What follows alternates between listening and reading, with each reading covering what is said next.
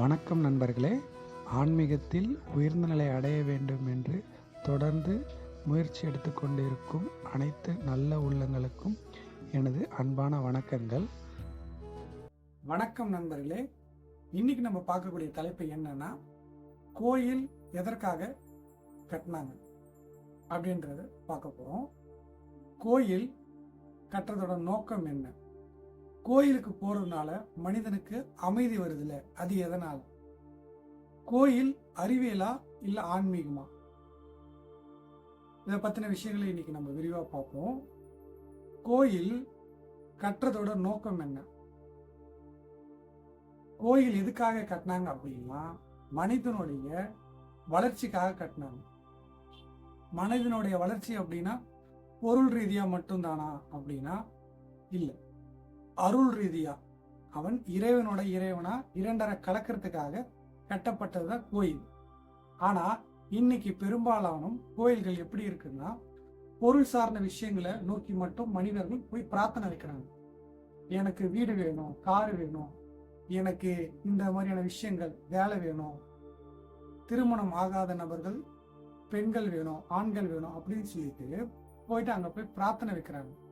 பிரார்த்தனை வைக்கிறதுக்கான இடம் கோயில் அல்ல. கோயில் எதுக்காக உருவாக்கப்பட்டாங்க அப்படின்னா, ஒரு மனிதன் மனித நிலையில இருந்து ஒரு தெய்வீக நிலை அடைகிறதுக்காக உருவாக்கப்பட்டதான் கோயில். கோயில அந்த அந்த வடிவமைப்பை உருவாக்கிய யாருன்னு கேட்டீங்க அப்படின்னா, ஞானிகள், சித்தர்கள், தன்னை உணர்ந்த மகான்கள் அந்த டிசைனை உருவாக்குனாங்க. கோயில் எப்படி இருக்கணும் அப்படின்றது அந்த ப்ளூ பிரிண்ட் அவங்களுக்கு தான் தெரியும். அதை யார்கிட்ட கொண்டு போய் சேர்த்தாங்க அப்படின்னா, அரசர்கள் கிட்ட கொண்டு போய் சேர்த்தாங்க. இந்த மாதிரியான விஷயம் இருந்தது அப்படின்னா சுத்தி இருக்கிற மக்கள் எல்லாமே ஒரு ஒரு மேன்மையான நிலையில வாழ்வாங்க அப்படின்னு சொல்லிட்டு அரசர்கிட்ட போய் சொன்னாங்க ஞானிகள். அரசர்கள் என்ன பண்ணாங்க, மக்களோட நலனை கருதி பல ஏக்கர் கணக்குல இடத்தை ஒதுக்கி அதுக்கு கட்டுமான பணிகளை ஆரம்பிச்சாங்க, கோபுரங்கள் அமைச்சாங்க.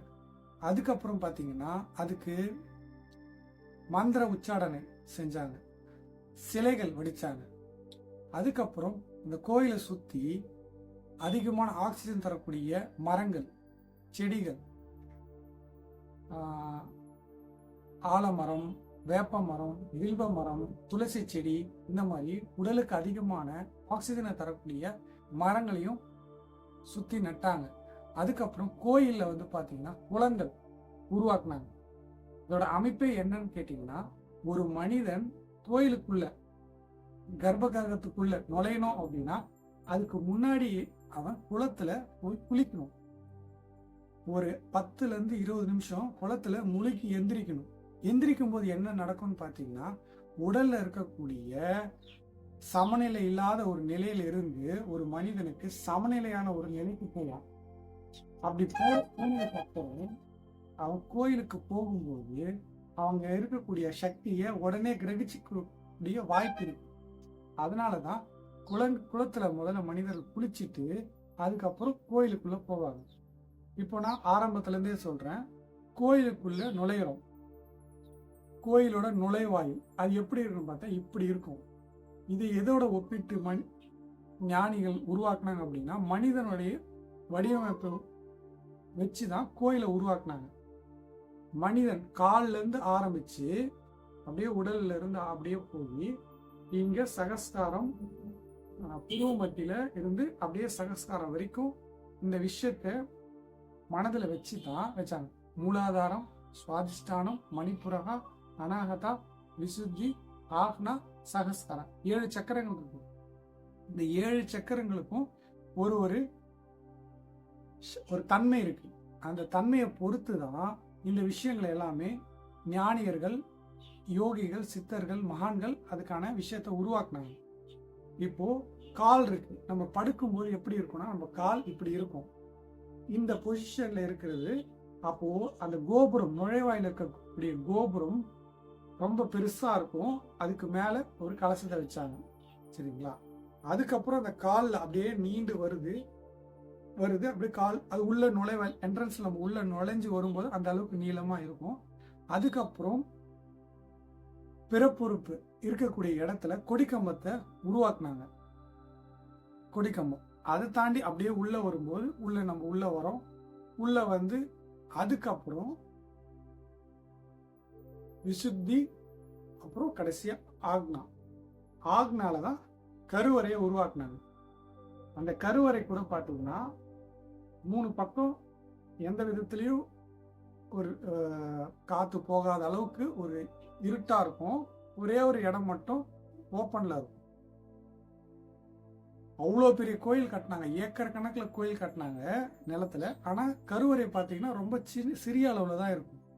அந்த இடத்துல தான் சிலைகளை உருவாக்கி அதுக்கு கீழே என்ன பண்ணியிருக்காங்க பார்த்தீங்கன்னா, பாதரசத்தால சக்தி ஊட்டப்பட்டு அந்த நேர்மறையான அதிர்வை கொடுத்துருக்காங்க.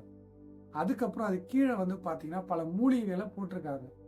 அதுக்கப்புறம் காப்பர்ல செய்யப்பட்ட சில உலோகங்கள் அதையும் அதில் பதிச்சிருக்காங்க.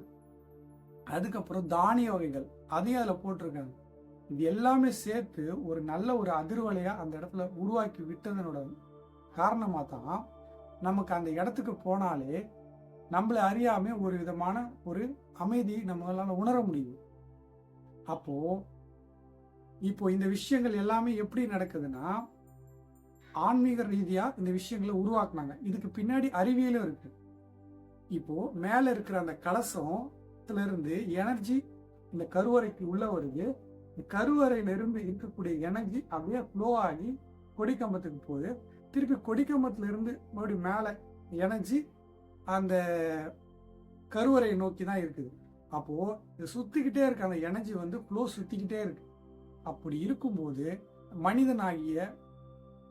மனிதனாகி இருக்கிறவர்கள் அந்த இடத்துக்கு போகும்போது அவர்கள் ஒரு நிலை, எந்த மாதிரியான நிலையில இருந்தாலும் அந்த இடத்துக்குள்ள நுழைஞ்ச உடனேயே அவங்க ஒரு நல்ல ஒரு நிலைக்கு போறதுக்கான ஒரு சூழ்நிலை இருக்கு.